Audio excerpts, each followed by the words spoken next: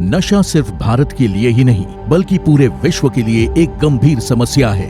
नशे की अवैध कमाई से देश विरोधी शक्तियां देश में अशांति व आतंक फैलाते हैं। सत्ता में आते ही इन मानवता और देश विरोधी ताकतों के खिलाफ जीरो टॉलरेंस नीति अपनाते हुए प्रधानमंत्री नरेंद्र मोदी के मार्गदर्शन में गृह मंत्रालय ने नारकोटिक्स के खिलाफ मुहिम में तेजी लाई। जिस पैसे से ड्रग्स खरीदी जाती है उसी पैसे का इस्तेमाल हथियार और गोलियां, बम, बारूद और बंदूक खरीदने में किया जा रहा है। गृह मंत्री अमित शाह ने नशा मुक्त देश के संकल्प के साथ मुहिम को अंजाम तक पहुंचाने के लिए त्रिसूत्रीय रणनीति बनाई। संस्थाओं में समन्वय, संस्थागत ढांचे में सुदृढ़ता और जन जागरूकता अभियान।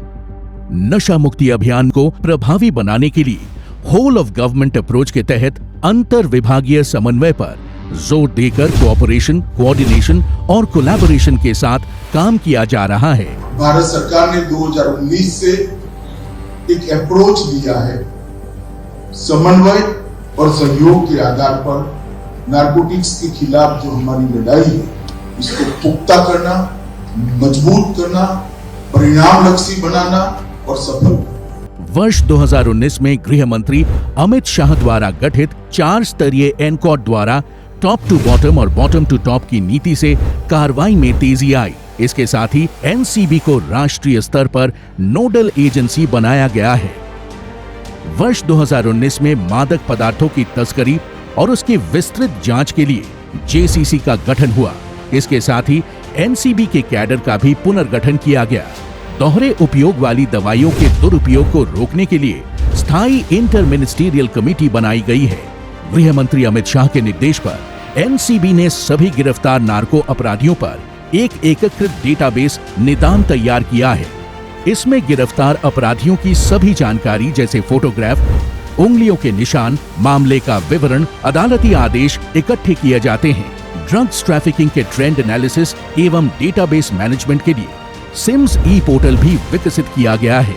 नशे के वित्तीय लेन देन पर नकेल कसते हुए FIUIND, ED एवं अन्य खुफिया एजेंसियों द्वारा वित्तीय दस्तावेजों की जांच कर संपत्ति जब्ती में तेजी की गई है। इसके तहत जून 2023 तक एनसीबी ने ऐसे 33 मामलों में फाइनेंशियल इन्वेस्टिगेशन कर 7 करोड़ से अधिक की प्रॉपर्टी फ्रीज की है। गृह मंत्रालय ने नशीली दवाओं के स्रोत और गंतव्य का पता लगाने के लिए ड्रग नेटवर्क चार्ट तैयार कर इसके मैपिंग का काम भी शुरू कर दिया है। मादक पदार्थों को सूंघ कर पता लगाने के लिए खोजी कुत्तों के एक राष्ट्रीय नारकोटिक्स K9 पुल की स्थापना की गई है और पहले चरण में 10 कार्यालय खोले गए हैं। गृह मंत्री अमित शाह ने समुद्री मार्ग से होने वाली ड्रग्स की तस्करी को रोकने के लिए सभी तटवर्ती प्रदेशों के साथ coast guard, navy, ports authority को विशेष प्रयास के निर्देश दिए हैं। साथ ही अवैध मादक पदार्थों की खेती की समस्या के निवारण हेतु ड्रोन के प्रयोग के लिए एक अंतर मंत्रालय स्टडी ग्रुप का गठन किया गया है।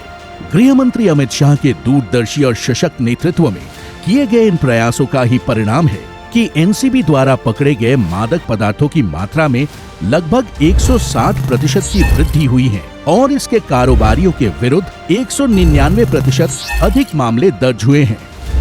प्रधानमंत्री नरेंद्र मोदी के मार्गदर्शन और गृह मंत्री अमित शाह के नेतृत्व में भारत को नशा मुक्त करने का अभियान अब रंग लाने लगा है। देश अब नशा और उसके व्यापार की जड़ों पर प्रहार करते हुए नशा मुक्त भारत की ओर सशक्त कदम बढ़ा रहा है।